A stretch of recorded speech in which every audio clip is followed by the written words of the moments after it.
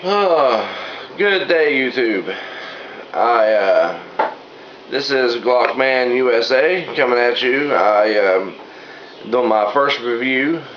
I did one video already, just kind of a test video. If you saw it by any chance, just kind of introduced myself, talked about what I was gonna be doing, what type of reviews I was gonna be giving.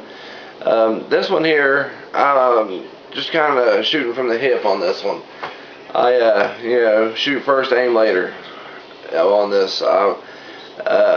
They will be better. I plan on having as much information about the weapon or whatever it is that I'm going to be doing in a review on.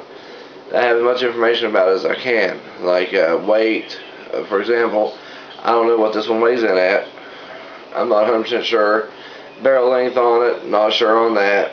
I do know it is, I do know the caliber, obviously, and the basic information, but a lot of people want to know what they weigh. Weight's important. It's very important. But anyways, what we're looking at is the SIG P250 and 40 caliber. This gun holds 13 rounds. It's a subcompact. Let's see, it holds 13 rounds, subcompact, double action only. Like I said, it's a SIG. The thing about the 250 is, when I first found this gun, when they came out, they weren't really advertised. You didn't have a lot of people, barking at them. You didn't have the matter of fact, the gun dealer that I bought this one off of, he didn't know hardly anything about it. And he's a huge SIG guy. He loves his SIGs. He's got a custom one of the SIG 1911s all customized, and oh man, that thing's beautiful. But he loves his SIGs. But he knew absolutely nothing about the 250 other than, what just little information he got from the dealer on the manufacturer. Or the ad, I should say, when he ordered it. So anyways, the 250 I was looking at, when I bought it, I was only going to spend, I think I'd set myself aside, I was looking for another gun to replace my Glock 23, and I set aside about $400, for a subcompact gun. Something, like I said, to replace my Glock 23. Well, I saw this 250. One of the first things I saw was the name SIG. The second thing I saw was the price. I was kind of, taken back because I was like, wow, you're only asking $350 brand new for a SIG, a 40 caliber SIG. What's wrong with it? I'm thinking that's, extremely big piece of crap. I'm thinking, SIG, this is what's left over. These are parts of 220s and 226s that, were machine bad, and they kind of threw them together, sort of like some guitar companies do. Like Fenders they'll use crappy parts and make their Squires, and Gibsons will use crappy parts and make Epiphones. And I thought that's sort of what SIG had done. Well, no, contrary. They were taking a new route. They were trying to corner.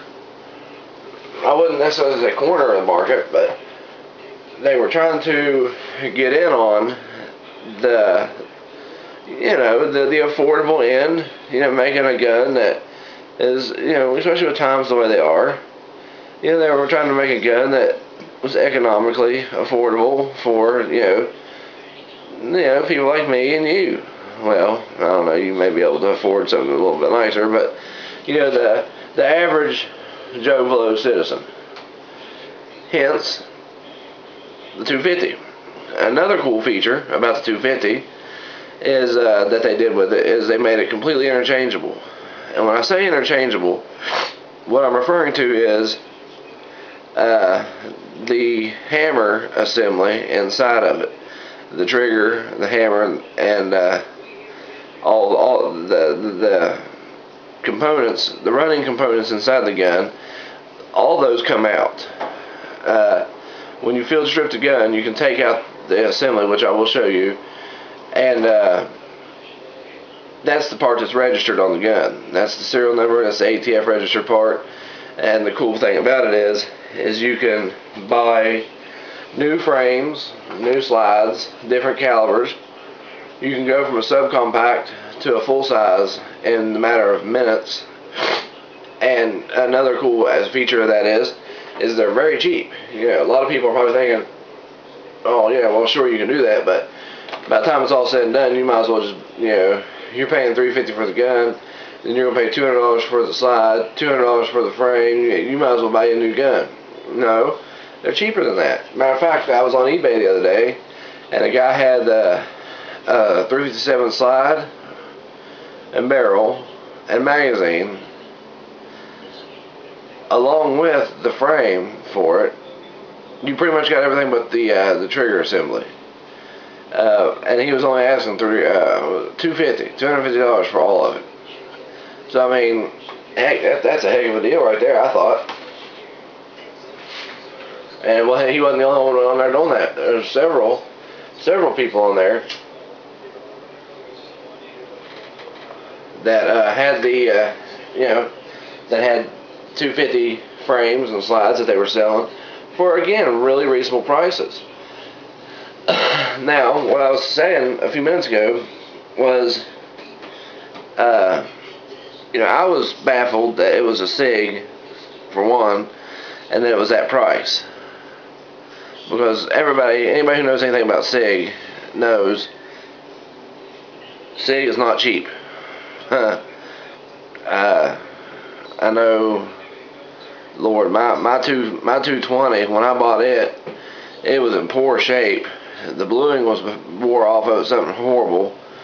The night sights on it were burned out. It was an older model, and it was still going at $500.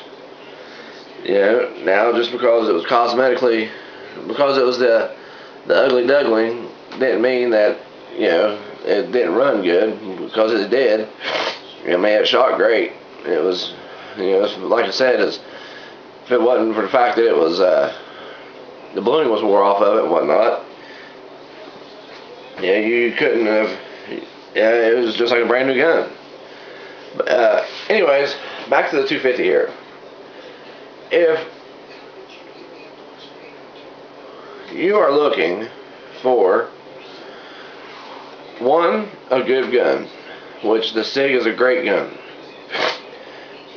and you're looking for a subcompact, and you want something in a decent caliber, 40 caliber, with a fair amount of ammunition, 13 rounds is very significant, then I highly recommend the SIG 250. It is subcompact, a very good gun. It shoots great. Took it to the range.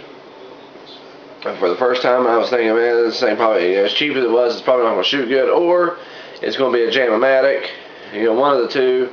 No, totally wrong. The thing shot flawless. Put a couple hundred rounds through it. Several factory, several reloads. I put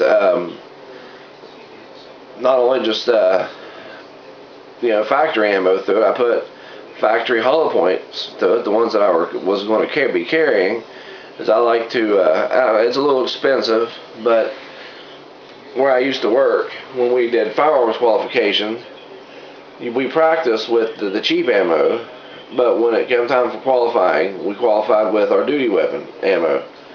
So we carried Federal Hydroshocks. We were shooting Federal Hydroshocks to qualify with. Which, you know, to me that makes sense, because of, you know, the powder's different, it might hit different, it's going to respond different to you. And let's face it, Federal Hydroshock ammo is by no means cheap ammo. It's not every day that you get to sit down and shoot, you know, over 100 rounds of it.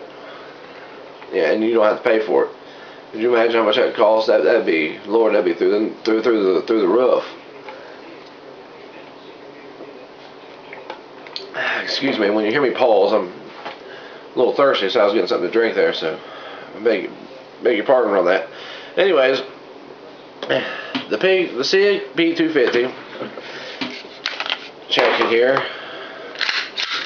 it is empty. I'll hold it here in my hand. You can get a feel for, or a look at the size. You know, it's not a very big gun. It's a pretty good, it's a little gun. It's you know, if you don't have a problem with your pinky hanging off the end, like the Glock 26 or 27 is like that. So that's something you got to deal with. Or you can buy the pinky extension, which is what I did, and it goes on the magazine. It works really well. Well, I'm looking at my timer here. I'm eating up some time, so I didn't get in everything I wanted to. But this is my first review, so you know, bear with me. They're going to get better. This one here is just general information on the SIG 250. If you're looking at it, I recommend it. Great concealed weapon gun. The subcompact. If the full size and the compact version are anything like the subcompact, I would extremely recommend those. As they would be up there. They would definitely get a good score, and that's what I'll be doing, is scoring these guns. So with that said, if you have any questions, and I do encourage questions, I was always told the only dumb question is the one that you don't ask. So I'd rather you ask a question and, you know, it seemed trivial versus you shooting yourself or somebody because you wasn't 100% sure on what you were doing. You see what I'm saying? So sometimes asking questions is always the way to go. But anyways, I want to get off here, and I hope you all enjoyed it. Again, I'm going to get more in depth on these. I'm just kind of practicing, seeing if I get a feel for YouTube. I really don't even care how many views I get. I just, you know, want to put some general information out about things and whatnot. So with all that being said, you know, like I said, just shoot me a couple comments. Any questions you have, I'll do the best to answer. And I'm gonna get off here and do a review on the car and the 229 here shortly. So with all that being said, you know, God bless. Everybody have a good day, and you know, pray for our country.